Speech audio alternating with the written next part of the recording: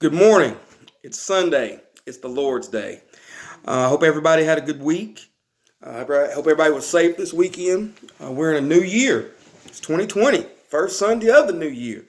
And with that being said, um, one of the things that I personally am going to work on this year, and I hope that each of you that watch this video will work on. There's a song that the title is "Living Your Life Like It's Golden." Well, there's something golden that I'd like to discuss this morning. It comes from Matthew chapter 7, verse 12. It's commonly known as the Golden Rule, but it can be applied in any situation, no matter where you are, no matter what you're doing.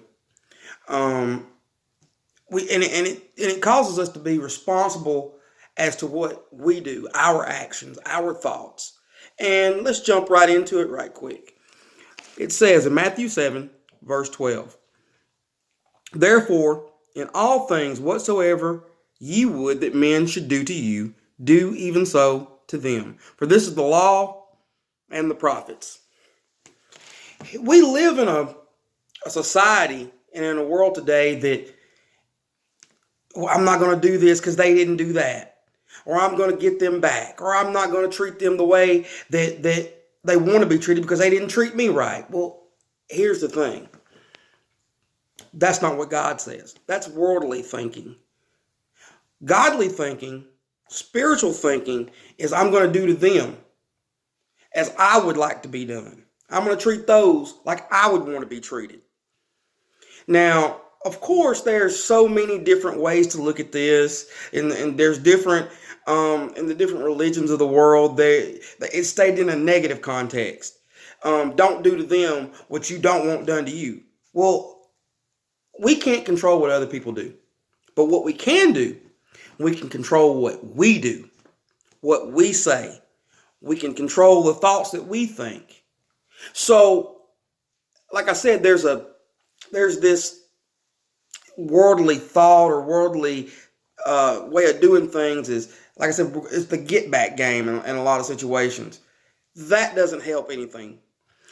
All that's going to do is create more drama, unnecessary divisions in relationships, in the church, in business. But let's just see what God has to say about that. Let's just see what God has to say about that particular attitude. We find that in Romans chapter 12. And here it is. Romans chapter 12. It says, starting at the 17th verse, "Recompense to no man evil for evil. Provide things honest in the sight of all men. If it be possible, as much lieth in you, live peaceably with all men." And here's the big one. "Dearly beloved, avenge not yourselves, but rather give place unto wrath. For it is written, Vengeance is mine, I will repay, saith the Lord. Therefore, if thine enemy hunger, feed him. If he thirst, give him drink. For in doing so, thou shalt heap coals of fire on his head. Be not overcome of evil, but overcome evil with good."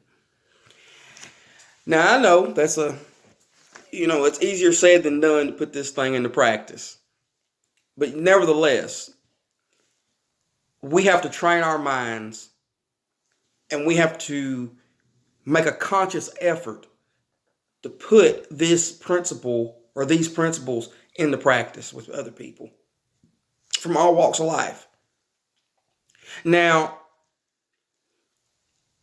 again, we have a saying, in today's world, stay in your own lane. Well, when we try to get revenge back on somebody, when we try to do to them what they did to us, we're stepping out of our lane. Let's stay in our lane and do what God says and do it the way He says.